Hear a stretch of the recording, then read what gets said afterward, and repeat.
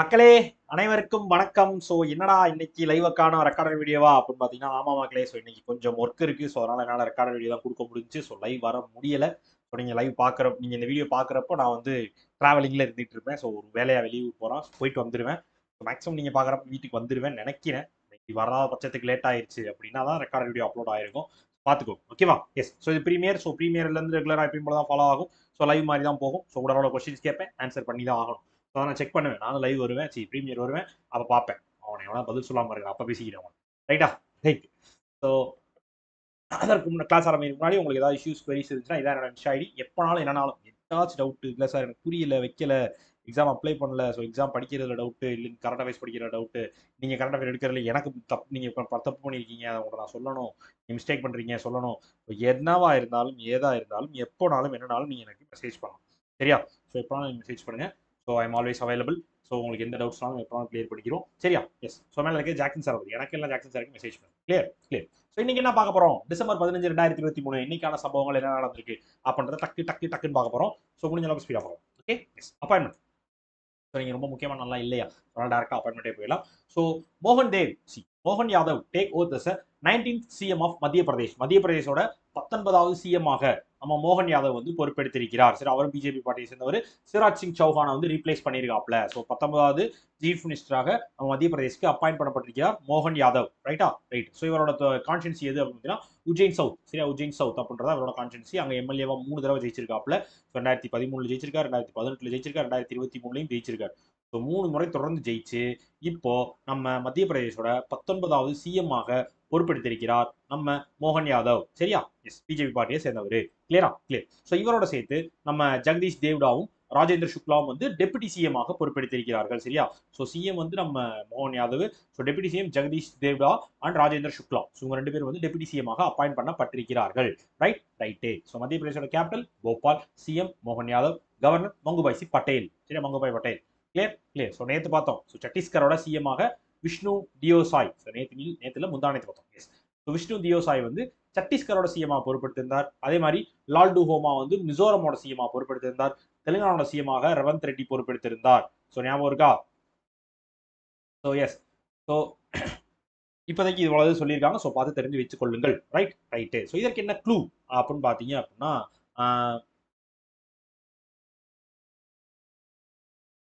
மத்தியானம். சரியா? மத்தியானம் மத்திய பிரதேஷ். சரியா?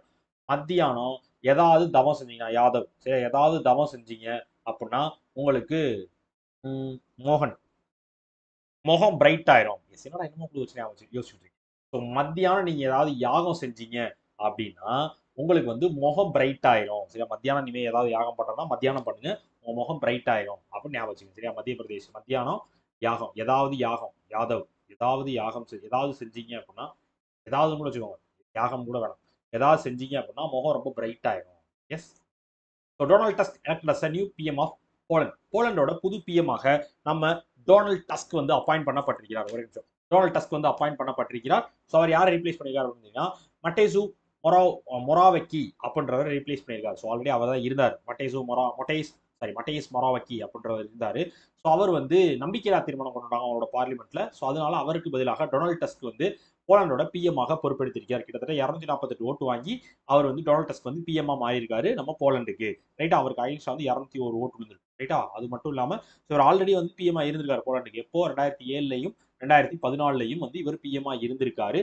ஸோ இப்போ நம்ம மட்டேஸ் மொராவிக்கி இருந்தாரு. ஸோ அவர் மேல வந்து நம்பிக்கையில்லா தீர்மானம் கொண்டு வந்து மறுபடியும் இவரே போலண்டோட பிஎம்மாக நம்ம டொனால்ட் டஸ்க் வந்து வந்திருக்கிறார். சரியா? எஸ். Clear clear. ஸோ இது தவிர வந்து ஒரு யூரோப்பியன் கவுன்சிலோட பிரசிடென்ட் 2014 to 19 வரை இருந்திருக்காரு. ஸோ யூரோப்பியன் பீப்புள்ஸ் பார்ட்டியோட பிரசிடென்ட்டாகவும் 2019 to 22 வரையும் இருந்திருக்கிறார். ஸோ இந்த மாதிரி நிறைய பொறுப்புகள் வைத்திருந்தவர் தான். ஸோ இவர் இப்போ மறுபடியும் போலண்டோட பிஎம் ஆக மாறி இருக்கிறார். யாரு? Donald Tusk. Right right. So போலண்டோட president Andrzej Duda, capital Warsaw, currency Polish zloty. Right right. So இது மாதிரி நம்ம லூக் ஃப்ரைடன் எதோட பிஎம் ஆனாரு? லக்சம்பர்கோட பிஎம் ஆக பொறுப்பெடுத்துக் கொண்டார். லுக் ஃப்ரெடன் அப்படின்றது வந்து லக்சம்பர்கோட பிஎம் ஆக பொறுப்பெடுத்துக் கொண்டார். ஞாபகம் இருக்கா? முன்னாடி சொன்னேன். எஸ். ஸோ பழைய நியூஸ். ஸோ தெரிஞ்சு வச்சுக்கோங்க. கிளியரா? கிளியர். ஸோ இதற்கு என்ன க்ளூ அப்படின்னு பாத்தீங்க அப்படின்னா, இதற்கு என்ன க்ளூ வச்சிருந்தேன்? எஸ். So Poland Tusk.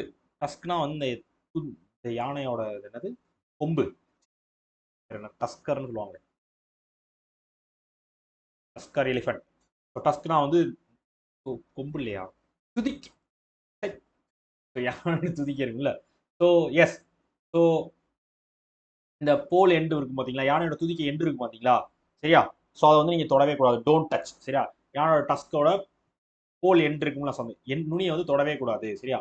யானையோட துணியை தொடவே கூடாது, ஐ மீன் அந்த தும்பிக்கை இருக்கும்ல அது. எஸ், டஸ்க்னா தானே, டக்குன்னு டஸ்க்னோடனே மாறிடுச்சு, வேற ஒன்று. Partnership. Reliance Industries collaborates with DBS bank. அதாவது டிபிஎஸ் பேங்க் கூட நம்ம ரிலையன்ஸ் இண்டஸ்ட்ரீஸ் லிமிடெட் வந்து ஒரு கொலாபரேஷன் வந்திருக்காங்க. எதற்காக அப்படின்னு பார்த்தீங்க அப்படின்னா, ஸோ நம்ம ரிலையன்ஸ் இண்டஸ்ட்ரீஸ் லிமிடெட் பண்ண போற கம்ப்ரஸ்டு பயோகேஸ் ப்ராஜெக்ட்டுக்கான ஃபினான்ஷியல் சப்போர்ட் கொடுக்கறதுக்காக டிபிஎஸ் பேங்கோட கொலாபரேஷன் வச்சிருக்காங்க. சரி, டிபிஎஸ் பேங்க் இந்தியா தான் வந்து நம்ம ரிலையன்ஸ் இண்டஸ்ட்ரீஸ் லிமிடெட் பண்ண போற கம்ப்ரஸ்டு பயோகேஸ் ப்ராஜெக்ட்டுக்கான ஃபினான்ஷியல் சப்போர்ட் வந்து கொடுக்க போறாங்க. அதற்காக தான் இந்த டைப் வைக்கப்பட்டிருக்கிறது. ஸோ இதான் கதையே. இல்லை, இனிமேல் தான் வந்து அதை இங்கே கொண்டு வர போறோம், எல்லாம் பண்ண போறாங்க. ஸோ ஃபினான்ஷியல் சப்போர்ட் வந்து நம்ம டிபிஎஸ் பேங்க் இந்தியா வந்து ரிலையன்ஸ் இண்டஸ்ட்ரீஸ் லிமிடெடுக்கு கம்ப்ரஸ்டு பயோகேஸ் ப்ராஜெக்ட்கான ஃபினான்சிங் சப்போர்ட் கொடுக்க போறாங்க. Right. So DBS bank India establish ஆனது 1994, headquarters Mumbai, CEO Surojit Shome, சரியா, சிரோஜித் ஷோம். கிளியர்.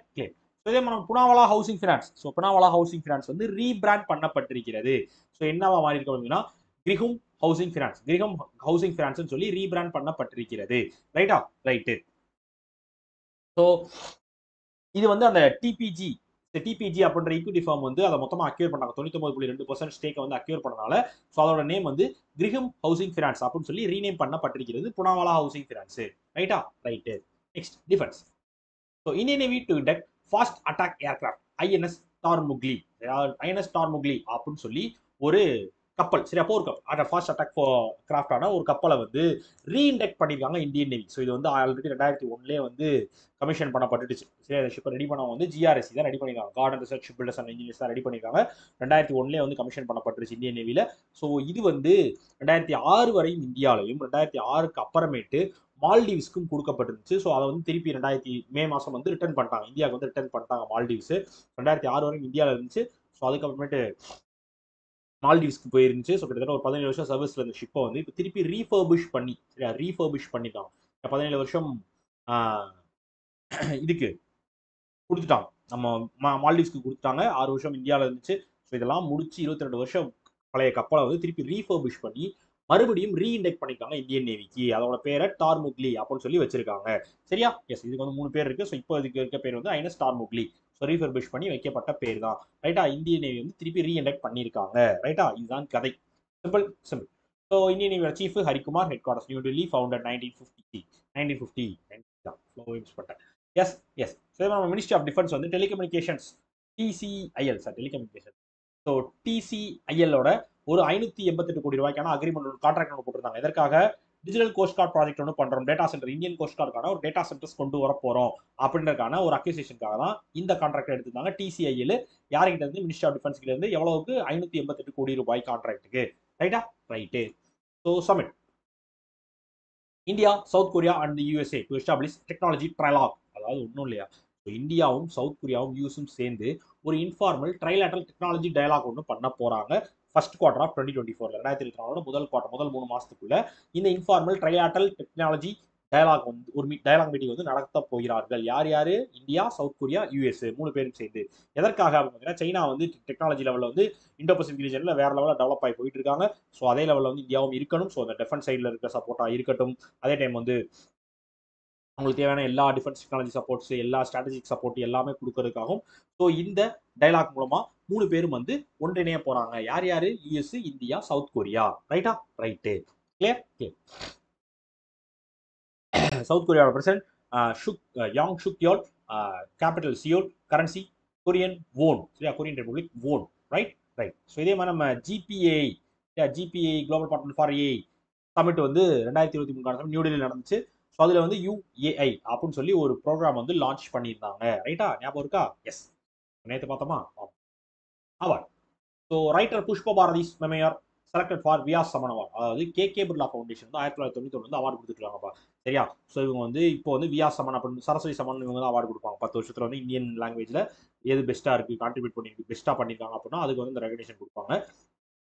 இந்த மாதிரி ஒரு ரெகனேஷனுக்கு தான் நம்ம வியாஸ் சமான் அவார்டு வந்து வியாஸ் சமான் ஒரு அவார்டு கொடுத்துருக்காங்க கேகே பிர்லா ஃபவுண்டேஷன். இது வந்து எதற்காக கொடுக்கப்படுறது அப்படின்னா ஹிந்தி லிட்டரரிக்காக மட்டும், அவுட்ஸ்டாண்டிங் ஹிந்தி லிட்டரரி ஒர்க்குக்காக மட்டும் கொடுப்பாங்க. இந்தியன் சிட்டிசன்ஸ் பண்ணியிருக்கணும், கடந்த 10 வருஷத்துக்குள்ள பப்ளிஷ் ஆயிருக்கணும். ஸோ அந்த மாதிரி இருக்க ஒரு ஹிந்தி லிட்ரேச்சருக்கு தான் வந்து இந்த அவார்டு கொடுக்கப்படும்.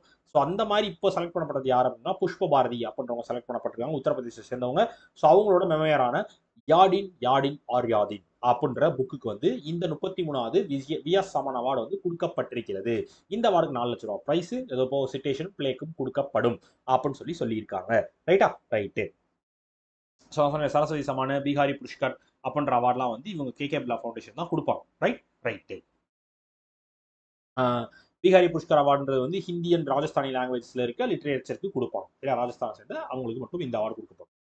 ரைட்டு. ஸோ நம்ம இப்போ இது வியாஸ் சமான் வந்து ஹிந்தி லாங்குவேஜ் மட்டும். ஸோ சரஸ்வதி சமான் தான் வந்து ஓவராலா எல்லா இந்தியன் லாங்குவேஜ் எல்லாத்துக்கும். சரியா? எஸ். அதே மாதிரி நம்ம கபீர் பேடி அப்படின்னு சொல்லி நம்ம ஹிந்தி ஆக்டர் ஒருத்தர் இருக்காரு. ஸோ அவருக்கு வந்து இத்தாலியோட ஹையஸ்ட் சிவிலியன் ஹானரான order of merit of Italian republic அப்படின்ற அவார்டு வந்து கொடுக்கப்பட்டிருக்கிறது. சரியா? ஸோ நம்ம கபீர் பேடி கிரண் பேடி இருப்பா, கபீர் பேடி அப்படின்னு சொல்லி நம்ம ஹிந்தி ஆக்டர் ஒருத்தருக்கு வந்து இட்டாலியோட ஹையஸ்ட் சிவிலியன் ஹானரான order of merit of the Italian republic அப்படின்ற அவார்டு வந்து கொடுக்கப்பட்டிருக்கிறது. இதுதான் உங்களுக்கான ரிலேட்டட் நியூஸ். ரிலேட்டட். சரியா? Yes. So banking. So RBI increases UPI automatic payment limit to 1 lakh. அதாவது ஒன்றும் இல்லைப்பா. ஸோ ஆர்பிஐ வந்து இந்த மியூச்சுவல் ஃபண்டில் காசு கொடுக்கறது, ஸோ அதே டைம் வந்து இந்த மேண்டேட்கான பேமெண்ட் பண்ணுறது, ஸோ இந்த மாதிரி ப்ரீபெய்ட் பேமெண்ட் இன்ஸ்ட்ருமெண்ட்ஸ் இது எல்லாத்துக்கும் வந்து லிமிட்டை வந்து இன்க்ரீஸ் பண்ணிக்கலாம். 15,000 இருந்த லிமிட்டை வந்து இப்போ வந்து 1 லட்சமாக மாற்றி இருக்கிறார்கள் யூபிஐ லிமிட்டை. அதை வந்து ஆர்பிஐ வந்து இப்போ இன்க்ரீஸ் பண்ணி கொடுத்துருவாங்க. அந்த லிமிட்டை வந்து இன்க்ரீஸ் பண்ணி கொடுத்துருக்காங்க. ஆர்பிஐ ஆட்டோமேட்டிக் பேமெண்ட் யூபிஐ மூலமாக பண்ணுற ஆட்டோமேட்டிக் பேமெண்ட் வந்து 15,000 வந்து 1 லட்சம் வரையும் இன்க்ரீஸ் பண்ணிருக்காங்க. ஸோ இது வந்து சர்டன் கேட்டகரிஸ்க்காக சப்போர்ட் பண்ணும் அப்படின்னு சொல்லி கொண்டு வந்திருக்காங்க.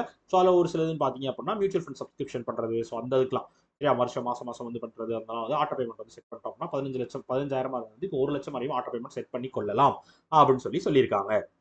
ரைட்டு. யார் சொல்லியிருக்கா? ஆர்பிஐ சொல்லியிருக்காங்க. So RBI founded 1935, head quarters Mumbai, governor Shaktikanta Das. Right.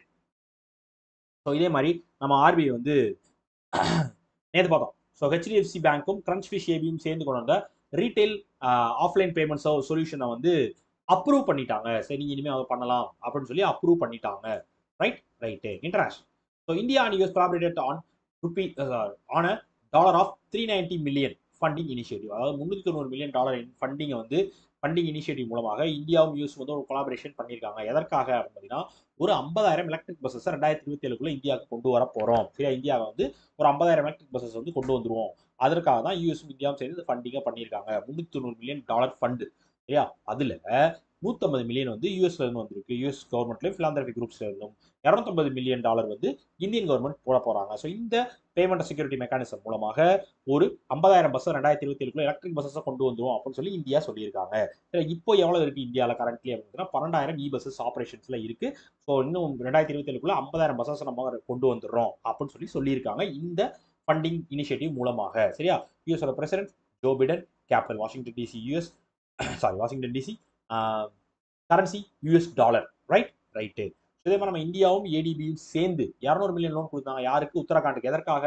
Power sector quality, reliability, efficiency develop பண்ணணும் அப்படின்றதுக்காக, பவர் சப்ளை ஏரியாவை பவர் செக்டார் டெவலப் பண்ணுறதுக்காக உத்தரகாண்டுக்கு. $200 மில்லியன் லோன் கொடுத்தாங்க ஏடிபியும் இந்தியாவும் சேர்ந்து. Yes. National. So Indian forest and wood certification scheme launch. அதாவது ஒன்றும் இல்லையா, ஸோ நம்ம environment, forest and climate change ministry இருக்காங்க பார்த்தீங்களா, அவங்க வந்து புதுசாக ஒரு ஸ்கீம் ஒன்று வந்துருக்காங்க, Indian forest and wood certification scheme அப்படின்னு சொல்லி. ஸோ இந்த ஸ்கீம் எதற்கானது அப்படின்னு பார்த்தீங்க அப்படின்னா, ஸோ வாலண்டியரா தேர்ட் பார்ட்டி சர்டிஃபிகேஷன் கொடுப்பாங்க. ஸோ இந்த மாதிரி நீங்கள் வந்து ஃபாரஸ்ட் மேனேஜ்மெண்ட் எங்கேயோ நீங்கள் பண்ணுறீங்க, இந்த மாதிரி இல்லைனா ஆக்ரோ ஃபாரஸ்ட்ரி கொண்டு வரீங்க, ஸோ ஃபாரஸ்ட் இல்லாத இடத்துல இருக்க மரங்களை நீங்கள் மெயின்டைன் பண்ணிக்கிறீங்க, so trees outside forest இதெல்லாம் வந்து நீங்கள் மெயின்டைன் பண்ணிக்கிறீங்க அப்படின்னா உங்களுக்கு வந்து அதுக்கான ஒரு கஸ்டடி சர்டிஃபிகேஷன் மாதிரி சர்டிஃபிகேஷன் கொடுத்துரும். இல்லை நீங்கள் வந்து இதெல்லாம் பண்ணுறீங்க, நீங்கள் வந்து மெயின்டைன் பண்ணுறீங்க, இந்த மரம் வந்து உங்களுக்கு பொறுப்பானது ஸோ அப்படின்னு சொல்லி உங்களுக்கு வந்து சர்டிஃபிகேஷன் கொடுத்துருவாங்க, சர்டிஃபிகேட்ஸ் மாதிரி கொடுத்துருவாங்க. சரியா? ஒரு அங்கீகாரம் மாதிரி உங்களுக்கு கொடுக்கப்படும். ஸோ இது எதற்கானது அப்படின்னு பார்த்தீங்கன்னா, ஸோ இந்த ஃபாரஸ்ட் ஏரியாஸ் கொஞ்சம் டெவலப் பண்ணணும் அப்படின்றதுக்காக தான். ஸோ இதை வந்து மெயின்டைன் பண்ணிக்கிற ஏஜென்சி யாரு அப்படின்னு பார்த்தீங்கன்னா, Indian Institute of Forest Management Bhopal தான் அதை மெயின்டைன் பண்ண போறாங்க. ஏன்னா ஓவரால் மேனேஜ்மெண்ட் ஸ்கீமோட ஓவரால் மேனேஜ்மெண்ட் அவங்க தான் பார்த்துக்கிற போறாங்க. ஸோ இது அதற்கான மேனேஜ்மெண்ட் ஸ்கீம் தான் இந்த Indian forest and wood certification scheme அப்படின்ற ஸ்கீம் கொண்டு வந்திருக்குது. Environment, forest and climate change ministry கொண்டு வந்திருக்காங்க. So environment, forest and climate change ministry யாரு? பூபேந்திர யாதவ். அவரோட கான்ஸ்டிடுவன்சி ராஜஸ்தான். நேற்று தான் பார்த்தோம். ஸோ இதே மாதிரி நம்ம இப்போ ரீசெண்டாக என்விரான்மெண்ட் மினிஸ்ட்ரி ஒன்று பண்ணியிருந்தாங்களே, டூரிசம் மினிஸ்ட்ரியோட கொலாபரேஷன் வச்சிருந்தாங்க. எதற்காக? அல்டர்னேட்டிவ் லிவ்லிஹுட் ப்ரோக்ராம் அப்படின்னு சொல்லி ஒரு ப்ரோக்ராம் வந்து ஹரியானால இருக்க ராம்சர் சைட்ஸ்ல பண்ண போறோம் அப்படின்னு சொல்லியிருந்தாங்க. ஞாபகம் இருக்கா? S. Finance Ministry allocates rupees 10,000 crores urgent aid for NREGS. அதாவது Mahatma Gandhi national rural employment guarantee ஸ்கீமுக்காக ஒரு 10,000 கோடி ரூபாய், சரியா, 10,000 கோடி ரூபாய் அர்ஜென்ட் அசிஸ்டன்ட்டா ரிலீஸ் பண்ணிருக்காங்க நம்ம ஃபினான்ஸ் மினிஸ்ட்ரி. எதற்காக அப்படின்னு பாத்தீங்க அப்படின்னா, இந்த ரூரல் ஜாப் கேரண்டி ஸ்கீம் இருக்குல்ல, ஸோ அந்த ஸ்கீமுக்கான பட்ஜெட் 60,000 ஒதுக்கியிருந்தாங்க. ஸோ அதில் வந்து 95% வந்து காலி ஆயிருச்சு, ட்ரெயின் ஆயிருச்சு பட்ஜெட்டில் போட்டதுல. ஸோ இப்போ எக்ஸ்ட்ராவா தேவைப்படுது அப்படின்றா ஒரு 10,000 கோடி ரூபாய் எக்ஸ்ட்ரா ஃபினான்ஸ் மினிஸ்ட்ரி வந்து ரிலீஸ் பண்ணியிருக்காங்க. ஓகேவா?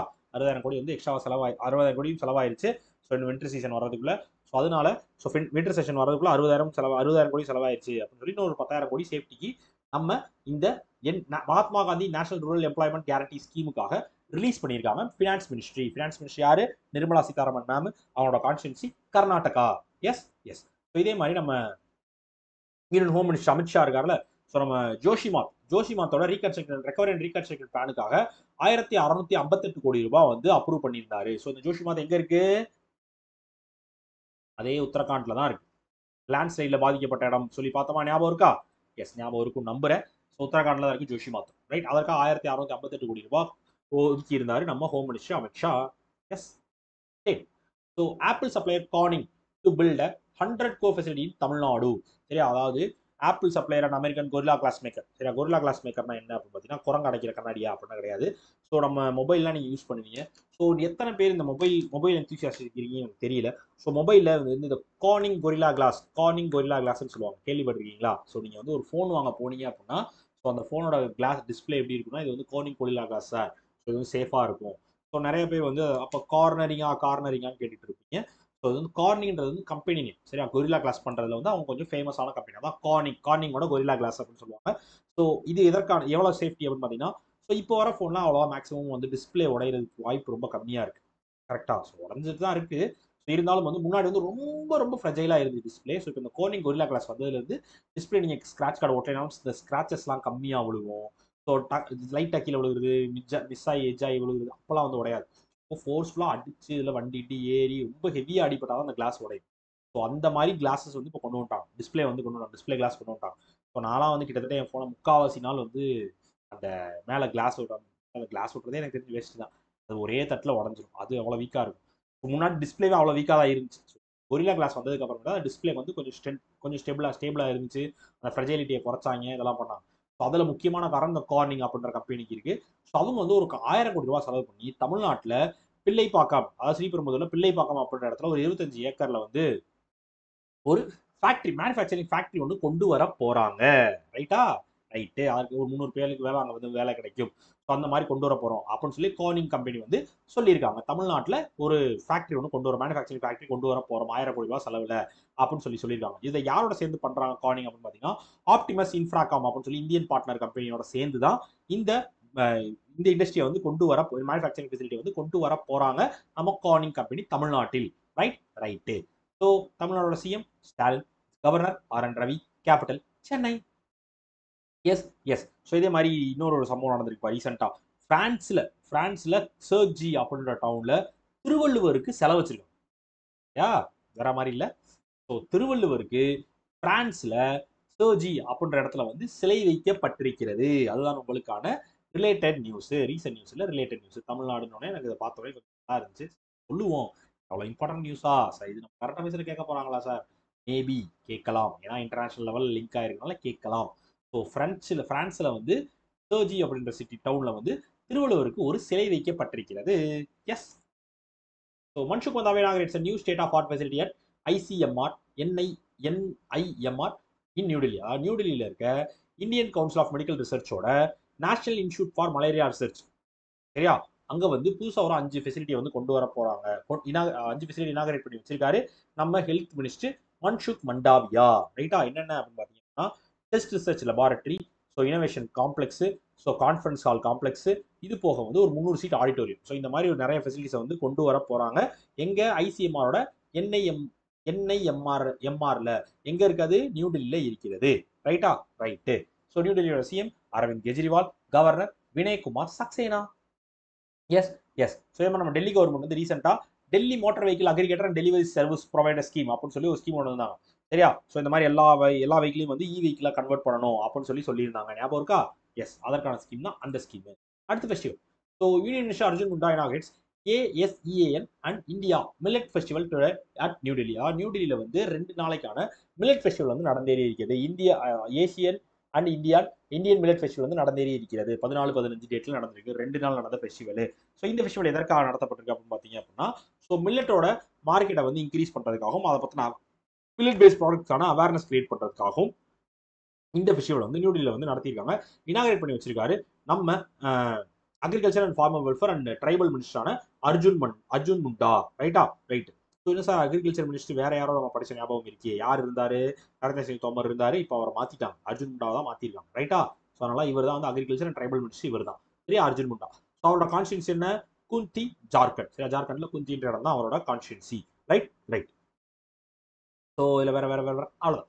Clear clear. ஸோ இதே மாதிரி 29வது கொல்கத்தா இன்டர்நேஷனல் ஃபிலிம் ஃபெஸ்டிவல் நடந்தேறி இருக்கிறது. கொல்கத்தாவில் நடந்து முடிஞ்சிருச்சு. ஸோ அந்த ஃபெஸ்டிவல்ல பெஸ்ட் ஃபிலிம் அவார்டு அப்படின்ற அவார்டை வந்து சில்ட்ரன் ஆஃப் நோபடி அப்படின்ற படத்துக்கு இஸ்ரேல் மூவிக்கு வந்து கொடுத்துருக்காங்க இன்டர்நேஷனல் லெவல் கேட்டகரியில.